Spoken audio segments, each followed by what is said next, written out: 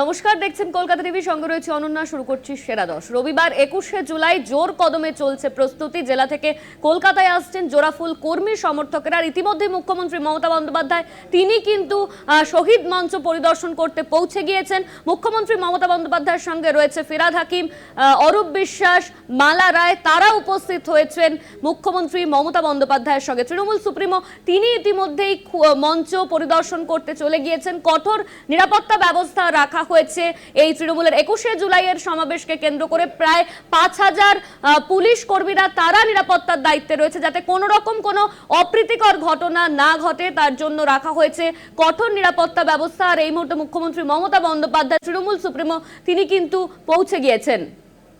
এই নিয়ে আমরা বিস্তারিত জানবো। আমাদের সঙ্গে রয়েছেন আমাদের প্রতিনিধি রিয়া মাঝি। রিয়া, এই মুহূর্তে মুখ্যমন্ত্রী মমতা বন্দ্যোপাধ্যায় তিনি নিজে উপস্থিত হয়েছেন এই মঞ্চ পরিদর্শন করতে। একদমই, দেখো, প্রতি বছরের মতো এবছরেও মুখ্যমন্ত্রী মমতা বন্দ্যোপাধ্যায় তিনি এসে উপস্থিত হয়েছেন মূল মঞ্চের সামনে। এবং তুমি যে চিত্র দেখতে পাচ্ছ ইতিমধ্যে, সেখানে মুখ্যমন্ত্রী মমতা বন্দ্যোপাধ্যায় তিনি বসে আছেন এবং তিনি এসেই প্রথমে গাড়ি থেকে নেমেই তিনি সাধারণ যারা কর্মী সমর্থকরা ছিলেন তাদের উদ্দেশ্যে হাত নাড়লেন এবং তারপরে তিনি ভিতরে চলে গেলেন এবং হায়ার অফিসিয়ালসদের সঙ্গে তিনি কথা বললেন যে কি প্রস্তুতি নেওয়া হচ্ছে এবং আগামীকাল এই যে মূল মঞ্চ সেটা কিভাবে সেটাকে একদম পড়াশোনা সর্বদা সাজানো কিন্তু এই মুহূর্তে কি প্রস্তুতি চলছে কিনা চলছে সেই বিষয়টা নিয়েও কিন্তু সিনিয়র অফিসিয়ালসদের সঙ্গে তিনি কথা বলেন এবং তিনি নিজে তদারকি করেন। তারপরে তিনি গিয়ে বসেন, এই চেয়ারে বসেন এবং সেখানে একাধিক যারা যারা রয়েছেন, যারা লিডাররা রয়েছেন, নেতা নেত্রীরা রয়েছেন, তাদের সঙ্গে তিনি কথা বলেন এবং একে একে প্রত্যেকে এসে তার মুখ্যমন্ত্রী মমতা বন্দ্যোপাধ্যায়ের পায়ে হাত দিয়ে তারা প্রণাম করেন এবং সেখানে উপস্থিত রয়েছেন ইতিমধ্যেই ফিরহাদ হাকিম, সুব্রত বক্সী, চন্দ্রিমা ভট্টাচার্য, মালা রায়, অরূপ বিশ্বাস, প্রবন্ধেব চট্টোপাধ্যায়, মদন মিত্র, অরূপ বিশ্বাস সহ একাধিক যারা লিডাররা রয়েছেন তারা কিন্তু ইতিমধ্যেই উপস্থিত রয়েছেন এবং যারা যুব তৃণমূল তারাও কিন্তু ইতিমধ্যেই এখানে এসেছেন এবং তারাও কথা বলেছেন মুখ্যমন্ত্রী মমতা বন্দ্যোপাধ্যায়ের সঙ্গে পায়ে হাত দিয়ে প্রণাম করেছেন। এবং এই মুহূর্তে যেটা দেখা যাচ্ছে যে প্রতিবারই মুখ্যমন্ত্রী মমতা বন্দ্যোপাধ্যায় তিনি আসেন এবং তিনি এখানে বসেন এবং যারা তৃণমূল যুব ব্রিগেড আছে তারা আসেন, কিন্তু এবারে সেটা চোখে পড়ছে না যে যুব ব্রিগেডের অর্থাৎ যারা রাজনরা আগের বারে এসেছিল এবারে কিন্তু তাদেরকে চোখে পড়ছে না। কিন্তু মুখ্যমন্ত্রী মমতা বন্দ্যোপাধ্যায় তিনি এসে ইতিমধ্যেই বসে রয়েছেন এবং দেবাশিস কুমার সহ একাধিক লিডাররা রয়েছেন, তাদের সঙ্গে কথা বলছেন। এবং আগামীকাল যেটা হচ্ছে বলা চলে তৃণমূল কংগ্রেসের এই শহীদ দিবস এবং একই সঙ্গে যেটা আমরা বারংবার বলছি যে এবারে একটা অন্য ঝড়, অন্য যে এইখানকার যে প্রস্তুতি এবং একই সঙ্গে তোমাকে জানাবো যে প্রচুর মানুষের জনসমাগম হবে সেটা বলাই বাহুল্য, কারণ 24 লোকসভা ভোট গিয়েছে, একই সঙ্গে বিধানসভার উপনির্বাচন গিয়েছে এবং সেখানে যে রেজাল্ট তৃণমূলের যে সবুজ ঝড় সেই জায়গা থেকে দাঁড়িয়ে মনে করাই হচ্ছে যে এবারে প্রচুর মানুষের সমাগম হবে। এবং আজকের দিনে দাঁড়িয়ে মুখ্যমন্ত্রী মমতা বন্দ্যোপাধ্যায় তিনি যখন এসেছেন এখানে প্রচুর কর্মী সমর্থকরা এসেছেন, তারা স্লোগান দিচ্ছেন এবং তাদের স্লোগানে যেটা ধরা পড়লো যে তারা বিজেপি হটাও বলে স্লোগান দিচ্ছিল। সেই সময় মুখ্যমন্ত্রী মমতা বন্দ্যোপাধ্যায় তিনি হায়ার অফিসিয়ালসদের বললেন যে এই স্লোগান যাতে না দেয়, বন্ধ করা হোক, এমনটাও কিন্তু তাকে বলতে শোনা গেল। এবং ইতিমধ্যেই কর্মী সমর্থক যারা এসেছেন তারা ক্রমাগত মুখ্যমন্ত্রী মমতা বন্দ্যোপাধ্যায়কে একবার দেখার জন্য তারা দাঁড়িয়ে রয়েছেন। প্রচুর কর্মী সমর্থকরা ইতিমধ্যেই বাইরে থেকে তারাও আসতে আরম্ভ করেছে এবং আগামীকাল সব নিয়ে বলাই চলে যে এই যে সবুজ ঝড় গোটা রাজ্য জুড়ে সেটার প্রভাব কিন্তু আগামী কাল এই 21শে জুলাই মূল মঞ্চের সামনে দেখা যাবে বলে এমনটাই কিন্তু বলা বাহুল্য।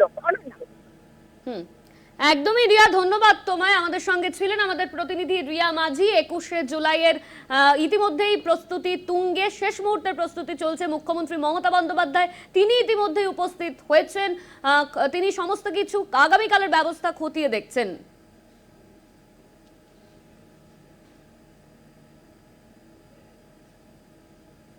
21 সমাবেশ ঘিরে কড়া নিরাপত্তা। সমাবেশের নিরাপত্তায় মোতায়েন থাকছে মোট 5000 পুলিশ। দায়িত্বে additional police commissioner Muralidhar Sharma থাকছেন 8 জন, যুগ্ম কমিশনার 26 জন, ডেপুটি কমিশনার 80 জন, সহকারী কমিশনার 6টি, কিউআর 20টি বহুতলের উপর থেকে নজরদারি। ভিভিআইপি জোন অর্থাৎ মূল মঞ্চের সামনে থাকবেন জয়েন্ট সিপি ও ডিসি পদমর্যাদার অফিসার।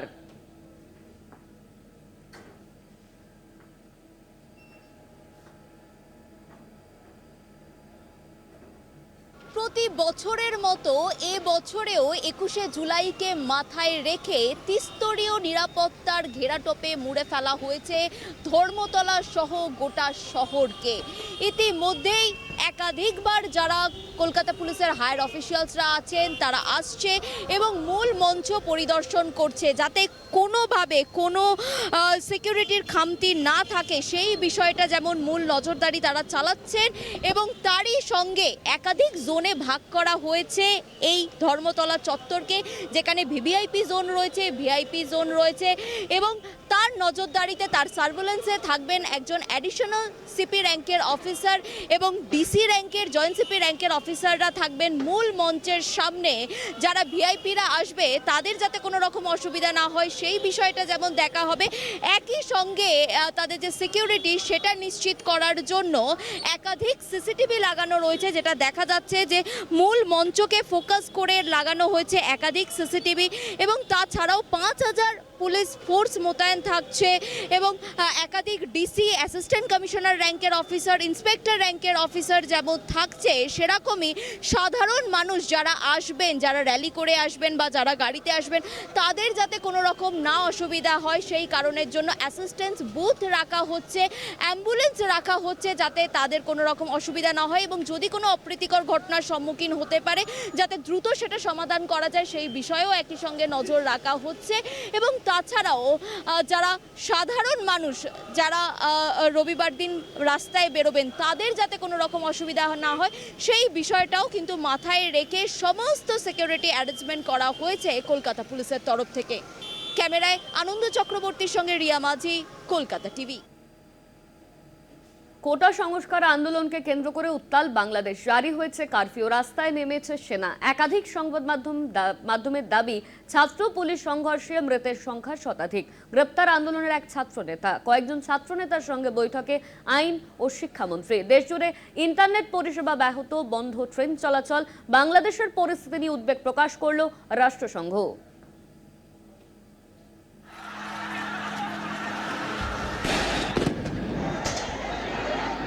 পরিস্থিতি ক্রমশ ঘোরালো হচ্ছে বাংলাদেশে।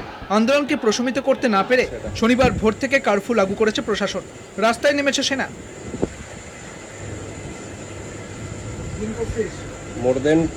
বাংলাদেশে চাকরির ক্ষেত্রে সংরক্ষণ মোট ৫৬%।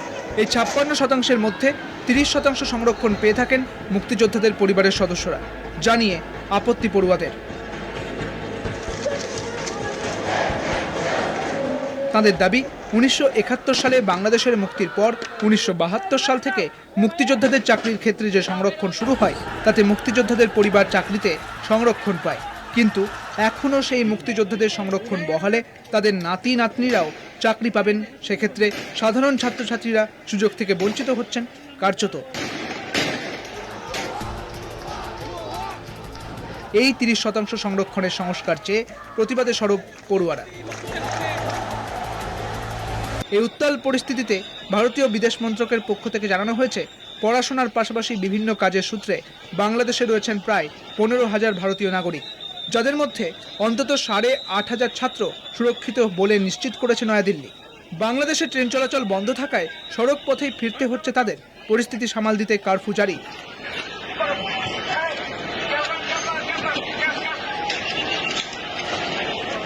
বন্ধ ইন্টারনেট পরিষেবা, যার ফলে এক প্রকার বিচ্ছিন্ন বিশ্বের সঙ্গে বাংলাদেশের যোগাযোগ। রাত থেকেই টহল দিচ্ছে সাঁজোয়া ব্রিগেড। তবে প্রতিবাদ নয়, শান্তি রেখে পড়ুয়াদের সঙ্গে সরকার আলোচনায় বসতে চাইলেও পড়ুয়ারা নাছোড়বান্দা।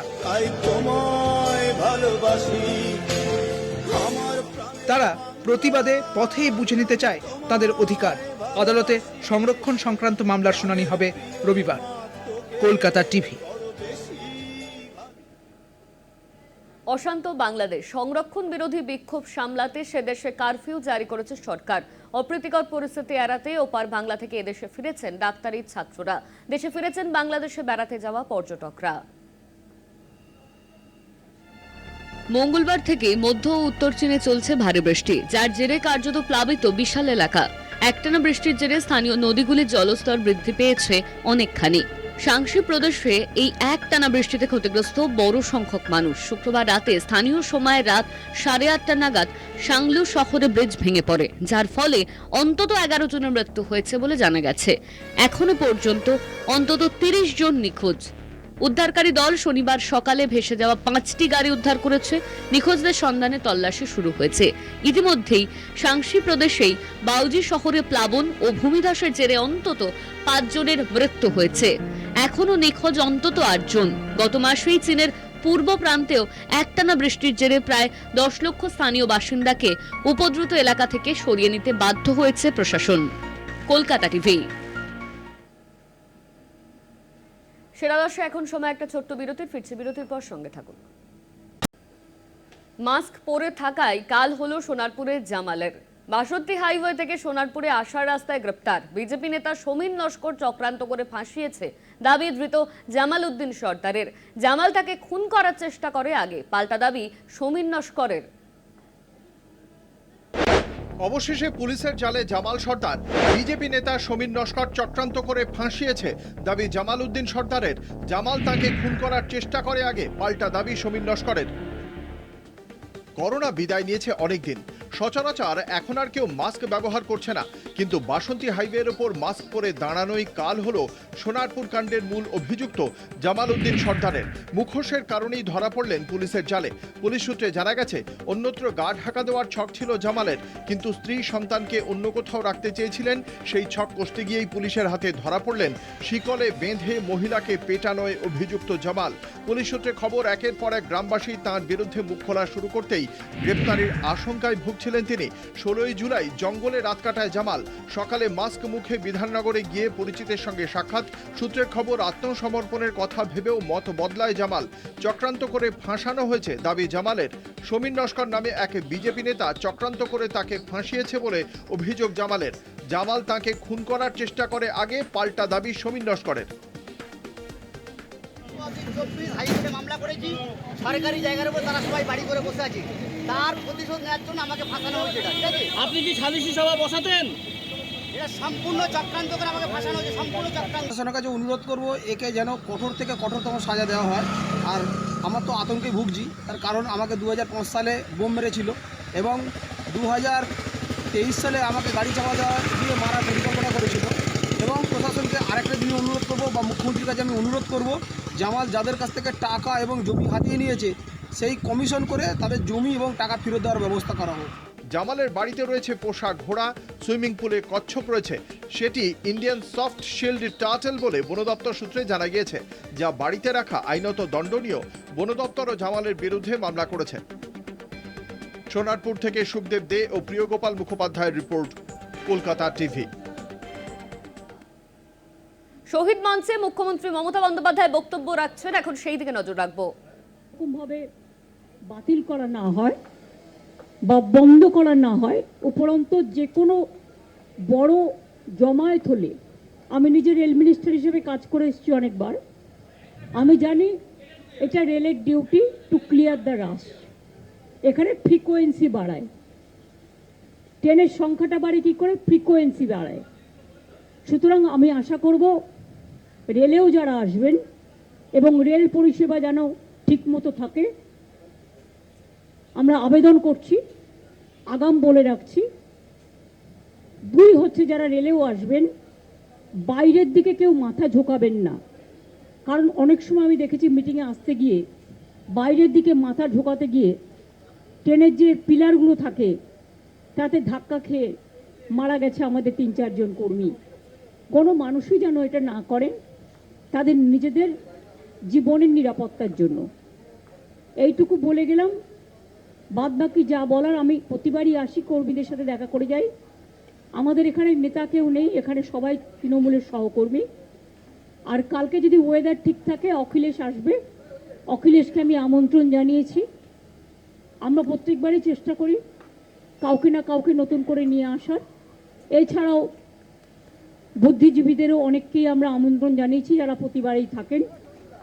তার কারণ এটা যদি কেউ মনে করেন রাজনৈতিক সভা শুধু, তার নয়, এটা বাংলার অস্তিত্ব রক্ষা, দেশের অস্তিত্ব রক্ষা, বাংলা মাকে রক্ষা করার সভাও। কাজী আপনাদেরও আমি প্রেস মিডিয়াকে আবেদন জানিয়ে যাচ্ছি, যদি কোথাও ভুল ত্রুটি হয় আমাদের যারা থাকবে দায়িত্বে তাদের বলবেন, দেখে দেবে। আপনারাও সকলে টাইমলি জায়গা নেবেন, ভালো থাকবেন, সুস্থ থাকবেন। বাংলার মামাটি মানুষকে সহ দেশের সকলকে আমাদের অজস্র ধন্যবাদ, কৃতজ্ঞতা, প্রণাম, সালাম, দণ্ডবতী। সবাই ভালো থাকুন। মানিকচকে পুলিশকে আশ্রয় দেওয়ায় ভীত পরিবার। পুলিশ জনতা খণ্ডযুদ্ধে আইসি সহ পুলিশ কর্মীদের আশ্রয় দেয় এক পরিবার। হামলা হওয়ার আশঙ্কায় নিরাপত্তার দাবি পরিবারের। পুলিশ জনতা খণ্ডযুদ্ধে আইসিকে আশ্রয় দেওয়ায় হামলার আশঙ্কা, নিরাপত্তা চেয়ে আতঙ্কে পরিবার।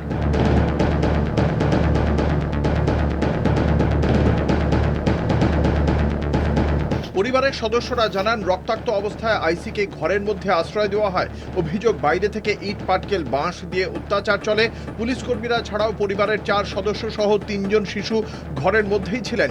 ইটের আঘাতে 8 মাসের শিশু আহত হয়। এমনকি আরও অভিযোগ, পেট্রোল ঢেলে ঘরে আগুন লাগানোর চেষ্টা করে ক্ষিপ্ত জনতা। আতঙ্কিত বাসিন্দারা নিরাপত্তা ও ক্ষতিপূরণের দাবি করছেন। প্রশাসনকে বাঁচাতে যেয়ে আমাদের এই অবস্থা। কালকে আমাদের বাড়িতে সব মার্ডার হয়ে যেত। কি পরিস্থিতি হয়েছিল, কেন এরকম হলো, কেন কি হয়েছিল? লাইনের জন্য সব স্ট্রাইক করেছিল, লাইন দিয়ে এরকম ঘটনা। আপনার বাড়িতে ছিল কে? প্রশাসন, মানে পুলিশ? হ্যাঁ। কি হয়েছিল পুলিশের? মাথা ব্লাড নিয়ে আর আমাদের বাড়িতে দৌড়িয়ে বাড়িতে ঢুকে গেছে পেটে। মাথা থেকে একদম প্রচুর পরিমাণে রক্ত বেরোচ্ছে। আর পুলিশকে আমরা আশ্রয় দিতে গিয়েই কিন্তু এতটা ক্ষতিগ্রস্ত হয়ে গেছি। সামনের পোর্শনে যত কিছু ছিল আমাদের এই প্রপার্টিতে, প্লাস আমার হাজব্যান্ডের বাইক ছিল, আলমারি, শোকেস যা ছিল সামনের দিকে সব কিছু ভাঙচুর করে দেওয়া হয়েছে। যখন সামনে থেকে আমরা আওয়াজ শুনতে পাচ্ছিলাম কি এবার নাকি ওই পেট্রোল দিয়ে আগুন লাগাবে, পুলিশরা দেখতেও পাচ্ছিল। প্লাস আমরা মানে কিছু সামনে কিছু মানুষ ছিল, তারাও বলল কি হ্যাঁ এবার আগুন চালিয়ে দেবে বাড়িতে। প্রসঙ্গত, বিদ্যুৎ বিভ্রাটের অভিযোগে পথ অবরোধে বৃহস্পতিবার রণক্ষেত্র হয়ে ওঠে মালদার মানিকচক। বিক্ষোভ হঠাতে গেলে পুলিশের সঙ্গে খণ্ডযুদ্ধ বাঁধে জনতার। পুলিশের বিরুদ্ধে গুলি চালানোর অভিযোগ ওঠে। তবে কি কারণে গুলি চালাতে হলো পুলিশকে তা জানতে চেয়ে রিপোর্ট তলব করে নবান্ন। মানিকচক থেকে পরিতোষ সরকারের রিপোর্ট, কলকাতা টিভি। অব্যাহত জমি মাফিয়াদের দাপট। অন্ডালে দৃষ্টিহীনের কৃষি ক্ষেতে চলল বুলডোজার। অভিযোগ অস্বীকার রাজীব মণ্ডলের। বিজেপির নিশানায় শাসক দল। অন্ডালে জমি মাফিয়ার দাপট। ভাগ্যধর মণ্ডল নামে এক দৃষ্টিহীনের চাষের জমিতে বুলডোজার চালানোর অভিযোগ উঠল। অভিযোগ, প্রায় 40 থেকে 50 বছর ধরে এই জমিতে চাষ করছেন তিনি। সেই জমির সবজি নষ্ট করে বেড়া ভেঙে প্লটিং করার অভিযোগ জমি মাফিয়াদের বিরুদ্ধে। অন্ডাল ব্লকের কজরা মৌজার গোকুলধাম এলাকায় শোরগোল। অন্ডাল থানায় লিখিত অভিযোগ দায়ের করেছেন চাষি ভাগ্যধর। সেই দেখছি না আমার সমস্ত আমার জমির ইয়েগুলো ভেঙে দিছে। তারা বললো না এটা আমাদের জমি, বলে আমি বললাম না এটা আমাদের জমি। এই করে করে বললাম যে ঠিক আছে, এই জমির মধ্যে আমরা এতদিন ধরে চাষ করি, আজ 50 বছর ধরে, তোমরা কেন ভাঙবে, ফসল কেন ভাঙবে? তার বিরুদ্ধে ওঠা অভিযোগ অস্বীকার করেছেন রাজীব মণ্ডল। কারা জমিতে জেসিপি চালিয়েছেন তা তিনি জানেন না বলেই দাবি অভিযুক্তের। আমি ছিলাম না, খবর নিয়ে দেখেছি, আমি ছিলাম না। এটা সরাসরি মিথ্যা, যিনি বলছেন সে সরাসরি মিথ্যা। আগেও থানাতে ইনফরমেশন দেওয়া আছে। এই ঘটনা নিয়ে প্রশাসনের দৃষ্টি আকর্ষণ করেন মদনপুর গ্রাম পঞ্চায়েতের প্রধান। চালিয়েছে, যাই হোক সেটা অন্যায় করেছে। এটা তাকে না জানিয়ে বা তার যে প্রাপ্য অধিকার সেটা না দিয়ে জোর করে যে জমি কারবারের এই ঘটনা ঘটিয়েছে, সেটার বিরুদ্ধে আমরা তীব্র নিন্দা জানাই এবং আমরা অনুরোধ করব প্রশাসনকে যে এর বিরুদ্ধে প্রশাসন যেন কঠোর ব্যবস্থা নেয়। জমি দখল নিয়ে বিজেপির নিশানায় শাসক দল। যদি এটা পশ্চিমবঙ্গে মমতা বন্দ্যোপাধ্যায় সরকারের নেতৃত্বে এরকম চলছে, তারা উপরে একরকম বলছে কিন্তু ভেতরে একরকমভাবে তারা জমি মাফিয়াদেরকে প্রশ্রয় দিয়ে এই রকম কাজকে, অবৈধ কাজ কারবার করতে সাহায্য করছে। একাধিকবার মুখ্যমন্ত্রী জমি দখল নিয়ে কড়া বার্তা দিয়েছেন, কড়া পদক্ষেপের হুঁশিয়ারিও। তারপরেও চলছে জমি মাফিয়া রাজ। অন্ডাল থেকে তাপস গোপের রিপোর্ট, কলকাতা টিভি। অজানা পশুর পায়ের ছাপ ঘিরে আতঙ্ক সিউড়িতে। শনিবার সকালে সুভাষপল্লীতে পশুর থাবার ছাপ দেখা যায়। ছাপটি অচেনা লাগে স্থানীয়দের। তারপর থেকেই অচেনা পশুর আতঙ্কে রয়েছেন এলাকাবাসী। পরিস্থিতি খতিয়ে দেখতে ঘটনাস্থলে পৌঁছন সিউড়ির রেঞ্জ অফিসার। সিউড়িতে অচেনা প্রাণীর থাবায় বাঘের আতঙ্ক।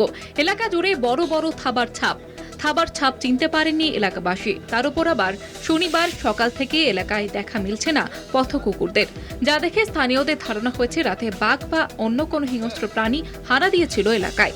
ঘটনার জেরে রীতিমতো আতঙ্কে সুভাষপল্লীর বাসিন্দারা। সকালবেলায় বাঘের মানে পায়ের ছাপ কোনো বড় জন্তু পায়ের ছাপ পাওয়া গেছে। এই এলাকাতে কোনো কুকুর নেই, আর সবাই আতঙ্কে আছে।